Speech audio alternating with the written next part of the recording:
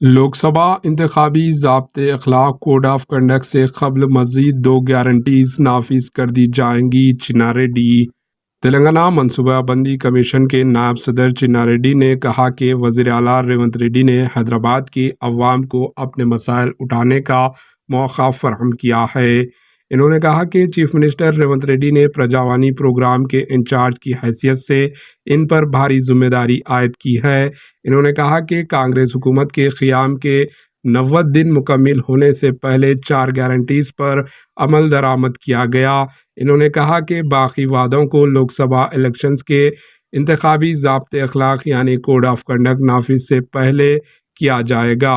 इस मौके पर चिन्ना रेड्डी ने साबिका हुकूमत की कारकर्दगी को तनकीद का निशाना बनाया। इन्होंने कहा कि केसीआर ने तेलंगाना रियासत की तश्कील के लिए लड़ने वाले बेरोजगार नौजवानों को नज़रअंदाज किया। पिछली हुकूमत ने कालेश्वरम और मशीन भगीरथा के नाम पर बदउनवानी की थी। बीआरएस के लीडरों ने बकरियों और गायों की तकसीम के प्रोग्रामों में भी बदउनवानी की। इन्होंने कहा कि कृष्णा और गोदावरी के पानी में रियासत का वाजिब हिस्सा नहीं मिल रहा है।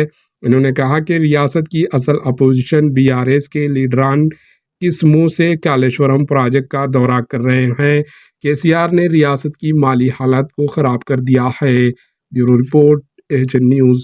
దాదాపుగా ఒక 500 టీఎంసీలు మన వాటర్ రావాలని మనం పోట్లాడాల్సిన అవసరం ఉందని రేవంత్ రెడ్డి గారు మన ముఖ్యమంత్రి గారు చెప్పడం జరుగుతూ ఉందనేటువంటి మాట కూడా మీతో మనం చేస్తున్నాను. అదేవిధంగా గోదావరిలో కూడా చాలా పెద్ద ఎత్తున వరద ఉంది.